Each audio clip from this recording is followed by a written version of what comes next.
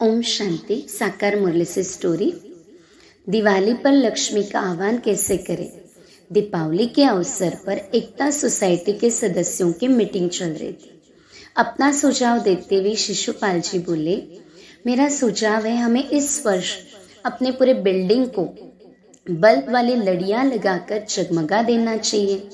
ऐसे करने से लक्ष्मी माता की नजर हमारे घरों पर अंधेरे में भी आसानी से पड़ेगी। मैंने तो पूजा का मुहूर्त भी पंडित जी से निकलवाया है। वे आकर हम सब के लिए सोसाइटी में लक्ष्मी पूजा कर देंगे। फिर तो वे प्रसन्न हो हमें आशीर्वाद जरूर देंगे। यह सुन सदस्यों ने सभी के चहेते ओम प्रकाश दादाजी से उनकी सलाह पूछी। दादाजी ने कहा, पहले दीपमाला पर लोग विधि पूर्वक दीपक जगाते थे। दीपक पूजे नहीं ये ध्यान रखते थे, घृत डालते थे, विधि पूर्वक आह्वान के अभ्यास में रहते थे। अभी तो दीपक की जगह बल्ब लगाने का मनोरंजन हो गया है। ऐसे पंडित जी से पूजा कराने से आह्वान की विधि साधना समाप्त हो गई है। स्नेह समाप्त हो सिर्फ स्वार्थ रह गया है।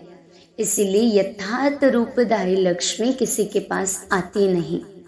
दादाजी की बात सुन सभी सोच में पड़ गए। वे बोले, दादाजी आप हमें सही विधि बताएं, हमारा मार्गदर्शन करें। दादाजी कहते, दीपावली मनाना दुनिया के मनुष्यों का काम है। हम बच्चों के लिए थोड़ी दीपावली है। हमारा नया वर्ष, नई दुनिया सतयुग को कहा जाता है। इस पुरुषोत्तम संगम युग पर हमें नई दुनिया के लिए पढ़ाई पढ़नी है। ज्ञान देने वाला तो एक ही बाप ज्ञान का सागर है। वह बेहद का बाप, टीचर, सदगुरु भी है। तो हमें अपने को आत्मा समझ एक परमात्मा बाप को याद करना है। एक बाप की याद में रहना ही अव्यभिचारी याद है। हमें याद की अग्नि से पापों को नाश करना है। अपने स्वीट होम राजधानी में जाना है। पुरानी दुनिया को बुद्धि से भूलना है, माया से हारना नहीं। शिशुपाल जी कहते हैं, आप सभी देख लो आपको क्या करना है। मैं तो वही करने वाला हूँ जैसे मैंने सोचा था। और वे वहां से चले गए।